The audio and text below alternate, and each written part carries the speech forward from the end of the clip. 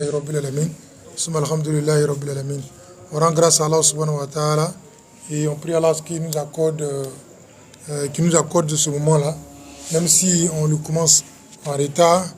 On prie Allah subhanahu wa ta'ala qui nous donne la capacité de pouvoir comprendre et nous aussi de pouvoir expliquer au mieux ce qu'on pense expliquer. En termes de rappel, je pense que la dernière fois qu'on s'est retrouvé ici, c'était de savoir qui nous sommes. C'était de savoir qui nous sommes. Et qui nous sommes là, je pense qu'on a essayé de comprendre qui nous sommes de différentes façons. D'abord, il faut comprendre que nous sommes des êtres humains et ce que nous sommes nous donne des capacités. Et ces capacités nous amènent à s'interroger sur une origine profonde qui pourrait, je veux dire, répondre à la question de tout le monde. Non pas seulement pour les Noirs, non pas seulement pour les Blancs, mais pour tout le monde. Donc on a posé la question de qui suis-je ou qui sommes-nous? Et dans qui sommes-nous, je pense que dans notre démonstration, on a compris que Allah subhanahu wa ta'ala nous a désignés en tant que calife. Mais le califat par lequel il nous a désignés, il a aussi dit qu'il nous a ramenés à nos plus bas niveaux. C'est-à-dire qu'on n'est pas resté uniquement dans... On n'a pas été nommé, et puis en même temps, le califat recherché là n'est pas ce qu'on est devenu de facto. C'est comme si on avait mis les moyens, les capacités ou les possibilités en nous de devenir calife de Dieu. C'est ce qu'on a été désigné, pour ça on a été désigné. Et c'est ça qui était le but de Dieu. Et quand il a dit, je vais établir mon califat sur terre. Il n'a pas dit, je vais créer des hommes. Il a dit, je vais établir mon calife sur terre. Donc, Dieu nous a désignés ou nous a créés pour qu'on soit calife. On soit son représentant, on soit son ambassadeur. Mais en même temps, il nous a créés en être humain. C'est pourquoi on a compris que quand il a demandé aux anges, les anges ont dit, tu as créé des êtres humains qui ont venu sur la terre pour commettre la corruption. Pendant que nous, on est là, on t'adore. Du coup, eux, ils n'ont pas vu, j'ai dit, l'autre état de l'être humain. Ils ont vu seulement son apparent, ou son aspect apparent, et ce qu'il fait avec cet aspect apparent. Donc, ils ont vu ça, et ils ont décrié ça. Et Dieu dit, c'est ce qu'ils ne savent pas. Donc, si on comprend, Dieu nous a créés pour être son calife, mais en même temps, il a mis en nous des dimensions. On pourrait appeler ça des dimensions ou des états. Les états diaboliques. L'être humain peut développer des états diaboliques. Il peut développer un niveau de méchanceté tellement que même le diable, même, on dit que souvent, on dit devant quand les femmes l'avaient fait quelque chose là, que le diable même prend un cahier et puis il s'assoit. C'est pas ça. Donc ce qui veut dire que l'être humain peut aller à un niveau où même le diable même peut prendre des conseils. On a vu ça avec Pharaon. Pharaon, qu'est-ce qu'il a fait?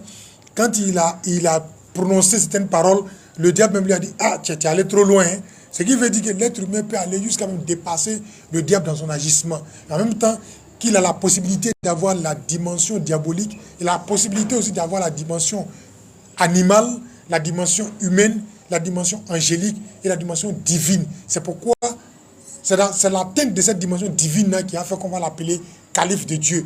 Pas qu'il devienne totalement, ou bien il devient Dieu, mais en fait, l'esprit que Dieu lui a confié, qui est en lui là, cet esprit-là, il va pouvoir le développer, ou bien il va pouvoir, va pouvoir te mettre en action. Donc, cet esprit qui lui est connecté à Dieu va se manifester. C'est pourquoi Dieu dit que mon serviteur ne cesse de se rapprocher de moi jusqu'à ce que je l'aime. Et quand je l'aime, moi Dieu je le deviens, en ce sens que son regard là, il ne regarde rien d'autre que ce que moi Dieu je veux. Donc du coup, c'est ce que Dieu veut qu'il fait. Donc tout ce que Dieu aime, c'est ce qu'il commence à faire. Donc en ce moment-là, il s'exprime comme Dieu, il se déplace comme Dieu, il fait les choses comme Dieu. Et quand il veut une chose, il lui suffit de dire soit et la chose devient. Donc je pense que l'hadith est assez célèbre, on ne va pas rentrer dans beaucoup de détails, mais on a compris que le califat est quelque chose à atteindre et que ce n'est pas quelque chose qui est de facto. Voilà. Il nous a rabaissé à son plus bas niveau, à c'est celui qui s'est purifié. Donc, on a compris aussi que c'est dans la purification que l'être humain va devoir aller vers ce qu'il est. Donc, il était question maintenant de comprendre aujourd'hui comment devenir. Bon, comment devenir ce que nous sommes. Donc, ce par quoi Dieu nous a désigné, qui est le califat là, comment le devenir? Je pense que il va falloir qu'on se pose, par exemple, une question. Est-ce qu'on veut vraiment être des représentants de Dieu sur terre? Est-ce qu'on veut vraiment être des représentants de Dieu sur terre? Est-ce qu'on n'est pas seulement dans une quête de satisfaction, de satisfaction de nos égos, de nos besoins? Est-ce que c'est vraiment le but? Pour que tu puisses être en quête de quelque chose, il faut déjà que tu aies ça comme option. Il faut déjà que tu envisages ce que tu recherches. C'est-à-dire qu'il faut que tu aies ça comme un projet. Chercher à devenir le calife par lequel Dieu t'a désigné, c'est-à-dire que tu refuses l'état humain dans lequel tu te trouves. Tu comprends, non? Tu refuses l'état humain dans lequel tu te trouves et que tu es en quête maintenant de cette dimension-là afin de pouvoir la manifester véritablement. C'est ce qui va constituer la réussite véritable. Et si on comprend, si on voit bien dans notre attitude de tous les jours là, quand quelqu'un fait quelque chose de bien, lui-même il est satisfait, il est content de lui, il a envie de continuer, n'est-ce pas?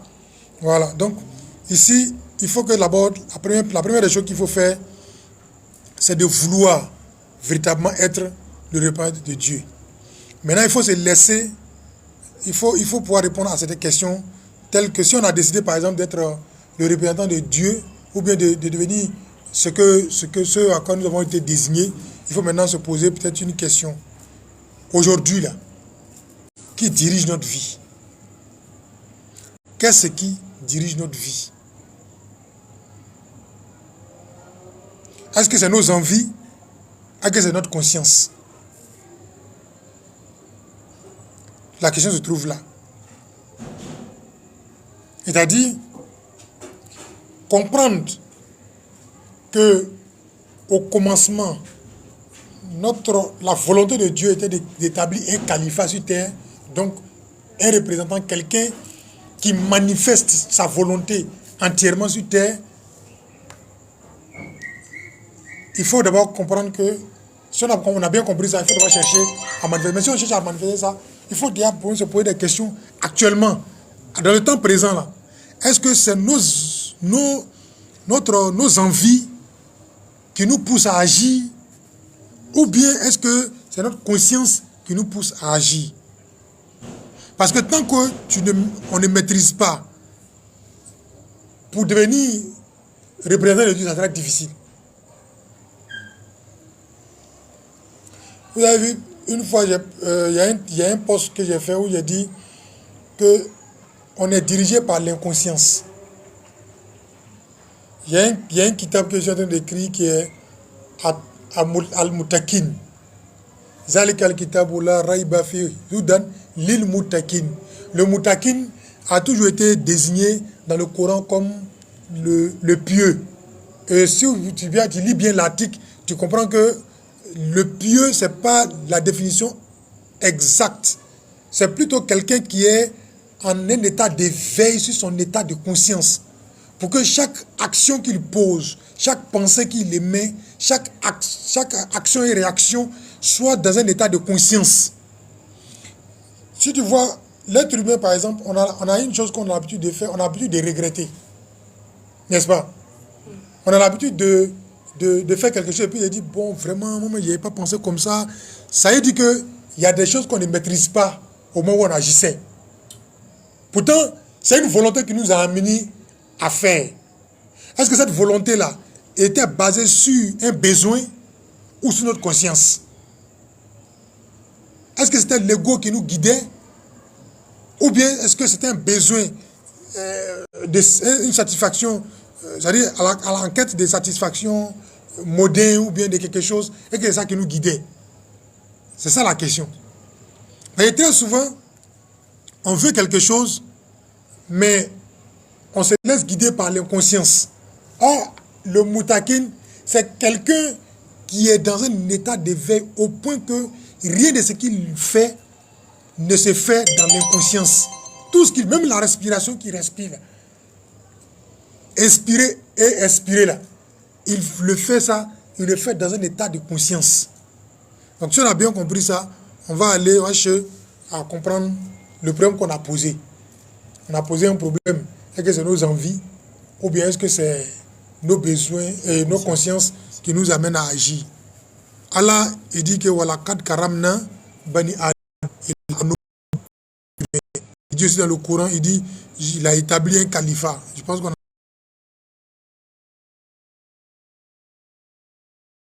a parlé. Mais aujourd'hui, l'homme est dominé par ses émotions, guidé par ses pulsions et perdu dans ses distractions. Si tu regardes notre majorité là, ce qui nous guide aujourd'hui là, les émotions, les passions, les pulsions, la distraction. On veut, c'est-à-dire que quand un être humain, par exemple, reste tranquille pendant un moment, 5-10 minutes, pendant les 5-10 minutes où il reste tranquille là, tu vas voir que tout de suite tu vas commencer à penser à la fin, à la mort. Donc pour ne pas arriver à penser à ça, il va chercher à se distraire. Il va chercher quelque chose pour le distraire. Tu vois, non? Là, le calme là, ça fatigue. Tu vois, rester que... Voilà, on cherche à fuir cet état de méditation là. Pourtant, tu vois que de la spiritualité, c'est qu'est-ce qu'on cherche? On va vers cet état de méditation là. C'est un état qui, regarde par exemple, tout de suite là, on met quelqu'un dans un endroit où il y a le silence total. Il y a ce silence total. Dans la forêt par exemple, ou bien dans un cimetière. Tout de suite, qu'est-ce qui se passe? La peur revient. Ton état réel te revient. Tu vois bien, non?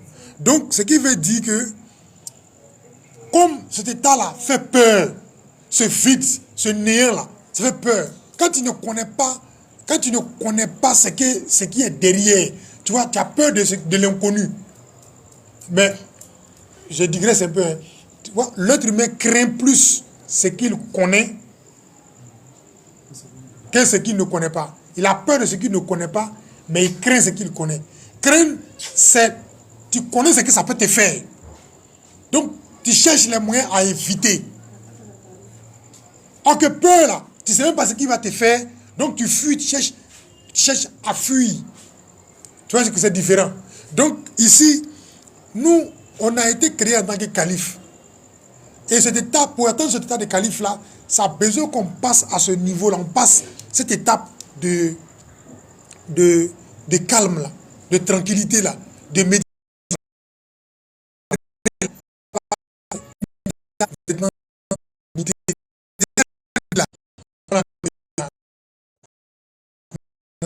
Bien d'argent,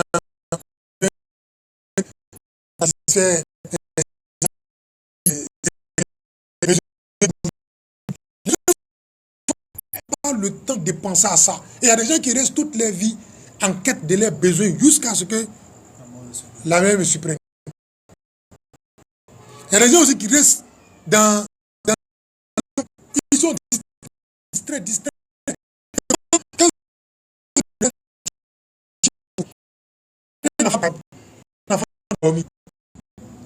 Au moins, il veut, le sommeil veut en avoir.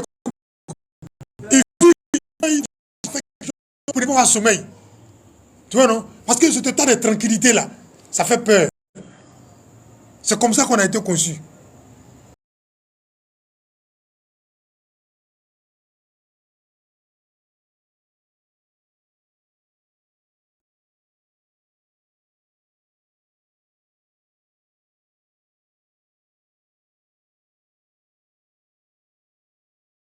Donc, du coup, il cherche à distraire, à jouer, à dire que le sommeil le suprême. Sinon, pour dire qu'il accepte comme ça, par exemple, de se coucher là. Parce que toi et moi, on a compris un niveau, on sait qu'on a besoin de ça pour se reposer. Et ce qui fait que volontairement, on se lève pour aller se coucher. Sinon, c'est pas évident. Hein? C'est même pas évident. Quand on donne la bonne compréhension.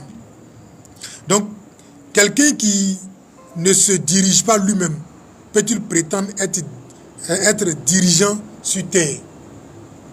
Quelqu'un qui n'arrive pas à maîtriser sa pulsion, ses émotions, sa distraction, est-ce qu'il peut prétendre être dirigeant sur terre? Calife. Parce que être calife, c'est être le dépositaire de toute la puissance ou bien toute la conscience que Dieu a voulu sur cette terre. Mais est-ce que si tu n'as pas la maîtrise de ces éléments-là, est-ce que tu pourras véritablement être ce truc-là? Donc pour clarifier ça, il est très important, être calife, ce n'est pas un titre, ce n'est pas un statut social, ce n'est pas un pouvoir politique, ce n'est pas une responsabilité intérieure, c'est une responsabilité, pardon, intérieure, c'est une responsabilité qui commence par connaître Dieu. Parce que tout ce qu'on est en train de dire là, être calife de Dieu, c'est être représentant de Dieu. Donc le premier élément par lequel tu dois commencer pour pouvoir être représentant de Dieu, c'est de pouvoir connaître Dieu lui-même. Quand on parle de connaissance de Dieu ici, là, on ne parle pas de savoir que Dieu a créé les cieux et la terre. Il a créé les hommes et nous donne à manger. Si c'est ça que tu sais là, moi je te dis que le mécréant c'est ça. Donc tu ne sais rien de plus que le mécréant.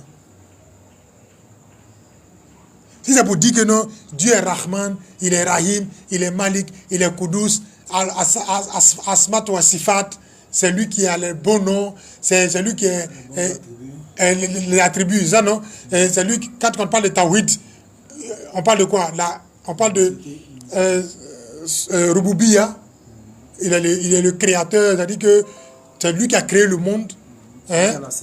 Il a la seigneurie, tout ça là. N'importe qui tu poses la question, c'est ça. Ils savent que ce monde-là, ils ne sont pas propriétaires de ce monde-là. Mais c'est de plus. Donc, quand on parle de connaissance, on parle de la définition de Dieu, les 19 de non, c'est pas des on ne connaît pas d'une intimité. Par exemple, on peut venir tout à l'heure pour te poser une question. Et puis, tout à l'heure, on te demande, la dernière fois, on a vu Cheikh Nyongouran, ici, il était en train de faire tel truc, machin. Il a parlé par quelqu'un, absolument te raconte un truc comme ça. Et puis, toi, tu peux répondre quoi? Pas si. C'est lui. Peut-être que tu as mal vu. Qu'est-ce qui te permet de dire ça? Je dis que le fait de l'avoir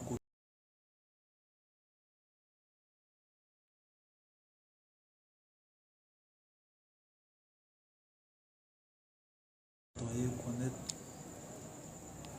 son esprit, son agissement. Voilà.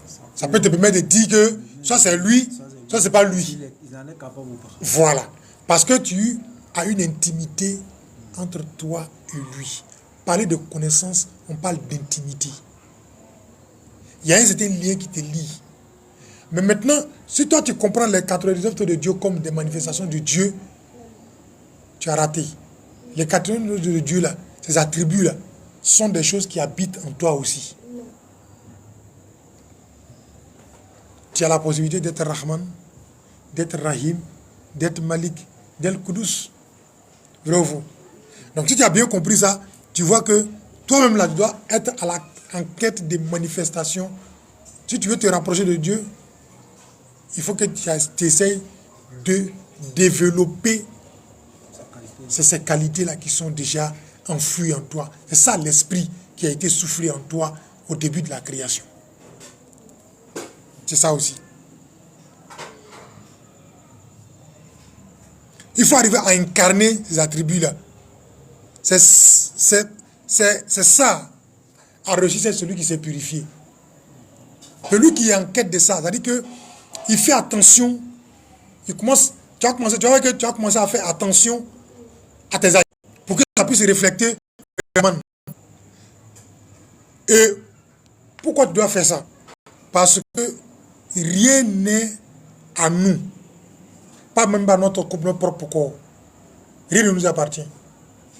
Ce monde qu'on voit là, cet espace-là, il n'est pas à nous. Juste des lieutenants. Donc, ce lieutenant-là, ça exige que tu agisses en fonction de celui-là qui te commande. Et celui qui te commande dit que tu dois agir en Rahman, en Rahim, en Malik Siter.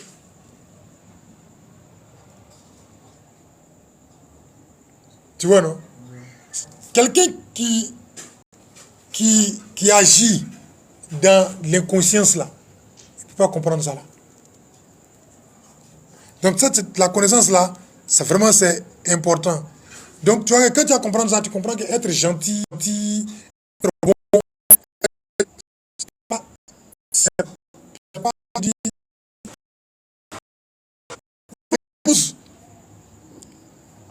qui doit être un fardeau pour toi, quoi.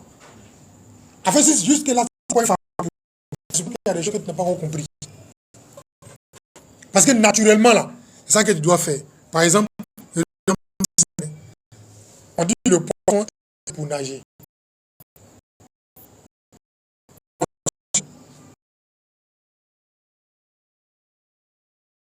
Elle a pour objectif de nous prendre à un point A pour nous envoyer à un point B.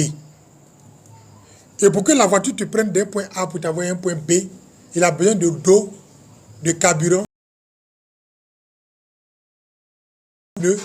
n'est-ce pas? Il a besoin de ça, non? Maintenant, est-ce que c'est parce que tu as mis des huiles dans le moteur? Est-ce que tu as payé la voiture pour mettre huile dedans? Non, la voiture n'a pas payé pour mettre huile dedans. La voiture a payé pour mettre l'huile et le carburant dedans pour te prendre pour un point A pour t'envoyer à un point B. Auquel cas, la voiture n'a servi à rien. Si ce n'est pas le cas là, la voiture n'a servi à rien. Ou bien? Donc ce qui veut dire que chaque chose a un but. Si ton but est de devenir calife, tu ne peux pas être représentant de Dieu qui est Ar-Rahman, Al-Malik, Al-Qudus, As-Salam, Al-Moumin, sans que toi-même tu aies la capacité de manifester, ne serait-ce qu'à un niveau donné, ces attributs-là. Pas les réciter, pas les connaître par cœur, pas savoir que c'est Dieu qui les manifeste, de savoir que toi-même là, c'est enfoui en toi. C'est pourquoi on a la capacité de dire à quelqu'un, toi tu es gentil. On dit à quelqu'un, toi tu es méchant. On dit à quelqu'un, toi tu es bien. Toi tu es juste. Toi tu es injuste. Donc si on a la capacité de dire ça, ce sont les attributs là qui appartiennent à Dieu, n'est-ce pas? Et l'autre humain aussi peut manifester ces attributs là. Donc ici tu n'es plus généreux juste pour être généreux. Mais quand tu es généreux, tu as une quête derrière. Comment je fais pour améliorer ma générosité? Comment je fais pour améliorer? Donc, tu vois que tu commences à emprunter une voie, tu commences à emprunter quelque chose, tu commences à manifester quelque chose. Donc ici, on est fait pour être calife de Dieu. C'est être calife ne te donne pas le droit d'être corrompu, d'être menteur, d'être voleur, mais plutôt d'agir contrairement à cela. Si on a compris cette première partie-là, on va partir maintenant on va se poser la question, quand tu es en colère, qui agit? Quand tu es tenté, qui décide? Quand tu sais le bien et puis tu fais le mal, qui est maître en ce moment précis-là? C'est la question que tu dois te poser. Si, par exemple, je suis en colère, qui agit? Mais qui agit? C'est ton ego. Parce que le fait de te mettre en colère, là, c'est ton ego qu'on a, si tu veux, on a fouetté un peu. Donc, il va se mettre en colère. Tu comprends, non? Si on te dit bon, c'est-à-dire que chaque élément, par exemple, en nous, va réveiller quelque chose d'autre. Si toi, tu comprends ça, tu vois qu'à un moment donné, quand tu veux agir, il y a des questions que tu vas te poser. Il y a des interrogations que tu vas avoir. Tu n'as plus agir parce que tu as envie d'agir.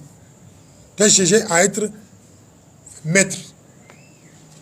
Tu as compris que dans ton agissement, là, dans tes décisions, là, il y a quelqu'un, si toi tu n'es pas maître, il y a quelqu'un d'autre qui sera maître en ce moment précis. Là. Et si tu ne maîtrises pas, pendant que l'action se pose, c'est toi qui sera, qui sera sanctionné pour l'acte qui a été posé, pendant que tu n'as pas été le maître de cette action-là. Alors que celui qui est maître de cette action n'est nulle part ailleurs qu'en toi-même. Vas-y, on voit un peu, quand on donne la bonne compréhension. Si tu veux être représentant de Dieu, tu ne peux pas te laisser guider par ton nafs. Bravo. Voilà. Donc, tu ne peux pas être aussi l'ennemi principal. Par exemple, quand on parle du nafs, le premier territoire à gouverner, ce n'est pas le monde, c'est en toi-même. Ne pousse. C'est-à-dire qu'il ne faut pas aller vers la facilité. Très souvent, par exemple, tu vois, on a tous envie de vouloir quelque chose de très simple. Hein. On aime la facilité, on aime ce qui n'est pas compliqué, on aime les trucs. Hein. Souvent même la vérité nous dérange un peu. Tu vois, non? Souvent aussi, on veut être libre, on ne veut pas être dominé par quelqu'un. On a l'impression qu'avoir un chèque, c'est comme si quelqu'un nous mettait la pression sur nous. Voilà. Tu vois, non? Cette façon de voir là, c'est le nafs qui fait ça. Voilà. Donc, tu vois, si tu veux maîtriser ton nafs, c'est ça. Il te dit que tu ne peux pas dire que tu as la foi sans que tu sois éprouvé. Donc, la facilité n'est pas possible. La facilité n'est pas possible. C'est quelque chose même qui n'est pas possible. C'est-à-dire que tu vas aller, non pas de difficultés, mais nous on appelle ça, tu vas aller d'épreuve en épreuve pour augmenter en capacité ou augmenter, ou bien pour rayonner mieux. Par exemple, plus l'or dure dans le feu, plus il est malléable. Et plus il est malléable, et plus il est malléable, plus il devient plus beau. Et plus il devient beau, il devient quelque chose que tout le monde veut avoir, le bijou. N'est-ce pas?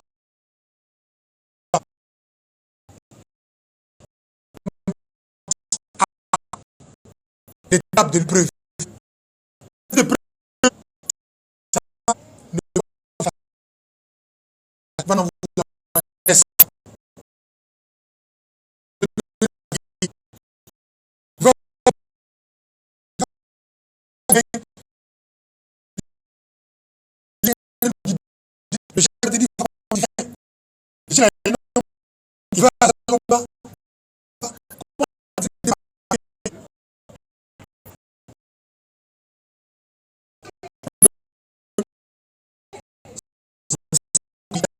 Quand on combat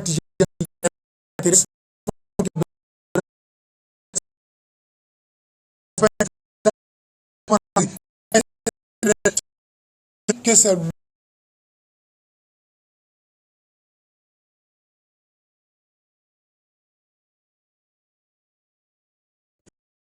l'homme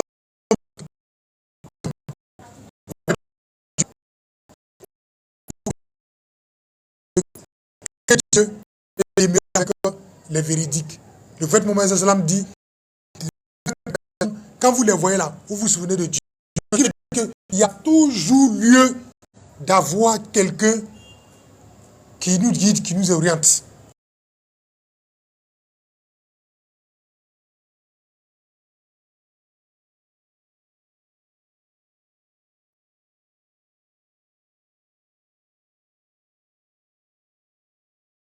Quand quelqu'un veut se perdre là, la première des choses qu'il fait, c'est qu'il croit qu'il connaît tout.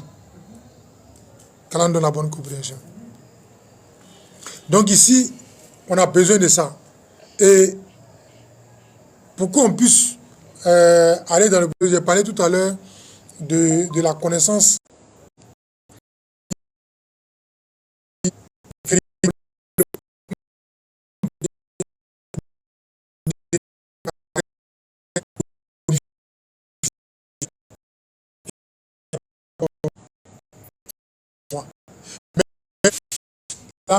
Quand on parle de méditation, beaucoup pensent qu'il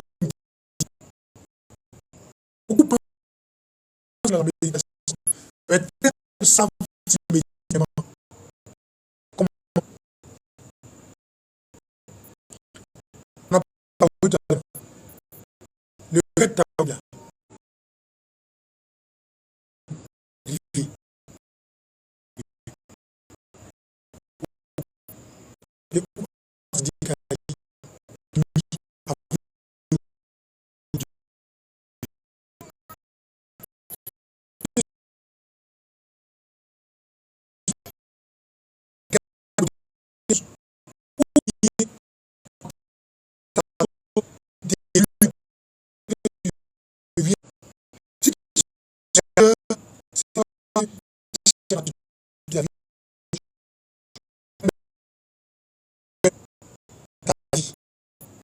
mais si tu regardes derrière cette belle femme, Dieu qui a conçu cette belle femme et qui exige de toi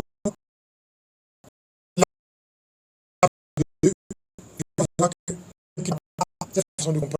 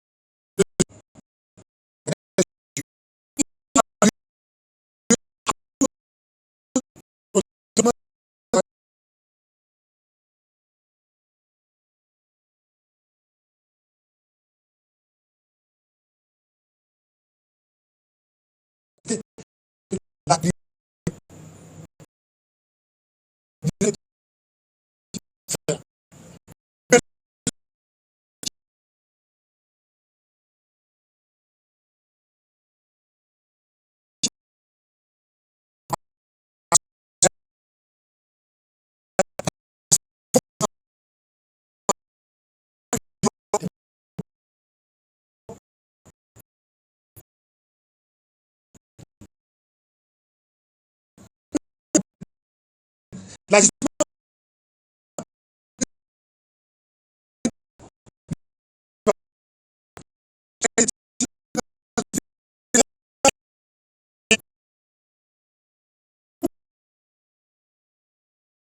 qui nous permettent, nous, de comprendre. Parce que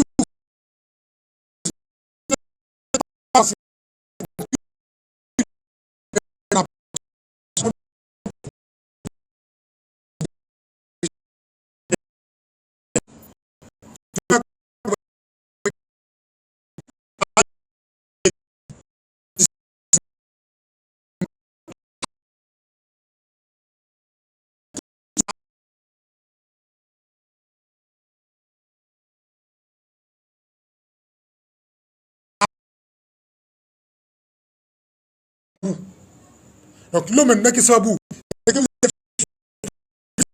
c'est là comme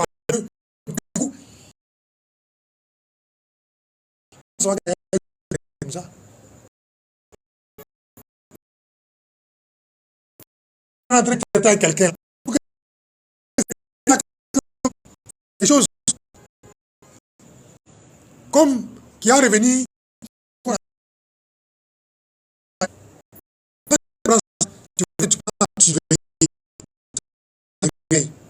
Maintenant, tu sais que tu ne traites pas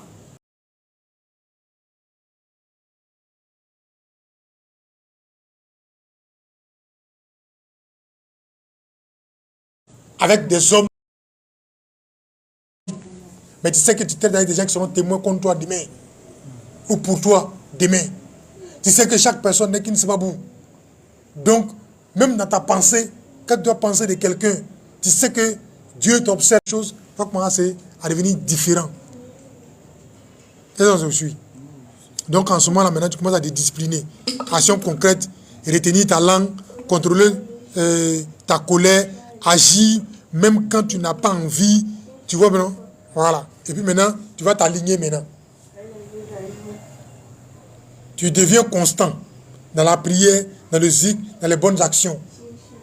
Tout ça là va impacter directement. Quand tu passes à un processus, tu deviens maintenant stable. Tu prends des bonnes décisions. Tu inspires d'autres. Là, tu commences à être utile sur la terre. Et c'est dans cette utilité-là que tu peux maintenant prétendre que tu es en train d'emprunter maintenant la voie pour devenir un calife. Hein? Donc, dans tes interactions, tu te poses des questions. Qui pense être maître de lui-même ici? Tu as commencé, les questions qu'on a posées au début là. Est-ce que c'est des émotions qui te guident ou ta conscience? Tu vois que pour vous répondre à ces questions-là maintenant, ça sera plus facile. N'est-ce pas? Et puis, petit à petit, tu laisses la vérité s'exprimer. Tu laisses Dieu s'exprimer parce que tu n'es guidé. C'est pourquoi on dit c'est ça, c'est de ça qu'il s'agit. Toute action que tu poses, tu le poses avec Dieu, en Dieu, pour Dieu. Et quand c'est comme ça, tu es. Mais ça aussi, c'est ce qu'on peut expliquer. Mais ce que je dis, c'est que derrière ça, ce qu'on est en train de dire là, il y a ce que Bagnas a appelé la fatou, l'ouverture. tout ce que tu vois là a un sens caché. Et donc, ça mérite une expérience entre toi et ton maître.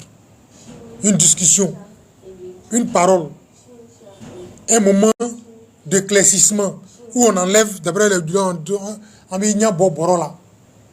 tu ne vois plus le monde, la vérité, mais tu vois la réalité derrière ce monde-là. Tu comprends, non? Quand tu connais cette réalité-là aussi, ça te facilite la tâche dans la méditation. J'ai essayé d'expliquer cette réalité-là par toutes ces paroles des califes-là pour qu'on puisse mieux comprendre, qu'Allah nous donne la bonne compréhension et qu'Allah nous aide. Donc, ici, on peut comprendre que devenir, c'est-à-dire ce que nous sommes là, pour le devenir là, c'est pas juste le savoir et puis c'est fini. Non, c'est un travail, c'est une attitude. Et c'est ça même qui est le but de notre création. Qu'Allah nous donne la bonne compréhension et qu'Allah nous aide. Inch'Allah, on pense qu'on va s'arrêter là pour aujourd'hui. Et puis prier Dieu que Dieu nous donne le premier dimanche du mois prochain afin qu'on puisse encore une fois de plus essayer de mieux comprendre notre réalité et d'avancer, Inch'Allah. Salam alaikum wa rahmatullahi wa barakatuh.